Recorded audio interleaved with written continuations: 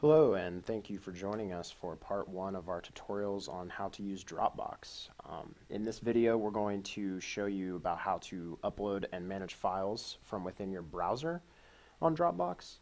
So we're just going to pull up web browser here. You're going to head to dropbox.com and go to the sign-in screen.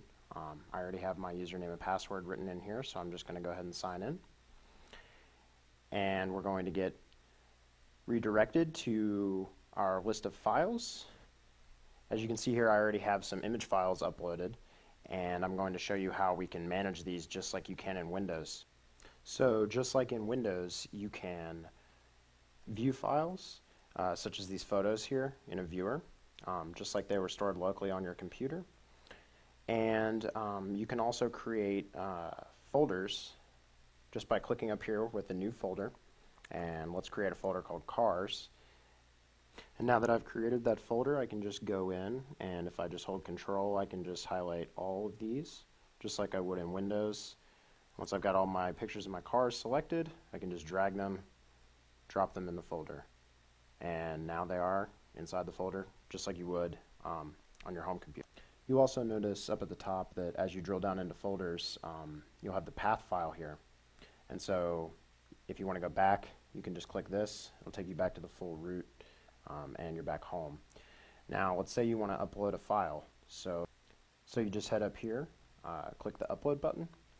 It'll let you know that you're about to upload files. Just say choose files. Scroll down. I just created this sample Word document. If you just hit open, you'll get a progress bar, and when it's done you get a check. Click done, and here's our document. If we click on it, we can either download it or share it, are our two options. If we download it like that, and click open and enable editing, you'll see I just have a little bit of text in here. But that's a quick way to get files back and forth as an alternative to a flash drive. If you're in places with internet connections, it can be really invaluable to be able to just drop a document in here and then be able to download it later. Also, you'll also be able to do some file management from within Dropbox. So if you right click any file, you'll have the ability to share a link to it, download it, delete it. We can also rename it. So if I wanted to rename that to something else, I could. We could also just delete it from here. And let's say something happens where you deleted an item that you didn't want to do. If you catch it quick enough, you'll still have this prompt up here. You can click undo and it'll reload it for you. If you don't catch something quick enough and it's been deleted, you can head over here to the sidebar, click events, and you can see a history of everything you've done in your Dropbox account.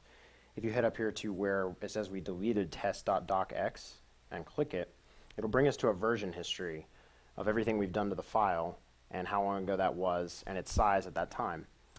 We can select whatever version we want over here with the bullets. Let's select the most recent version that we just deleted.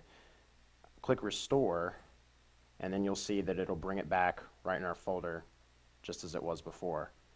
And we can sample it here in the browser.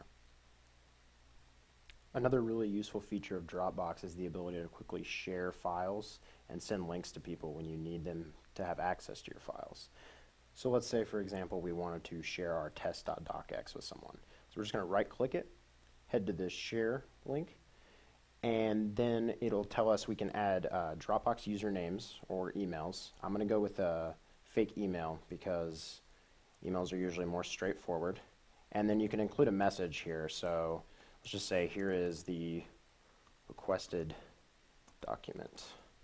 And then we can just go here to send. It will send an email to that person along with the message and a link to the document. Or we can click get link, and that will copy the link to our clipboard, and then we can paste it in. Let's say you're in Skype with someone that you need to send them the link real quick to an item. That's sometimes a more direct way to do it. But we're just going to send the email alert to the person, and it'll say sent to example@gmail.com. And this is the preview of what we shared. And once we've done that, we're good to close, and that document will be shared. You can also share entire folders by inviting people. This works in a very similar way. You can just add users here and then send a message, and you can share an entire folder, like if I wanted to share my cars folder. Okay, and so that about wraps it up for part one of our Dropbox tutorial, in which we showed you how to upload files, manage files, and share files from within the browser. We hope you join us for part two, when we'll talk about how to use the Dropbox folder on your desktop to do similar functions. Thank you.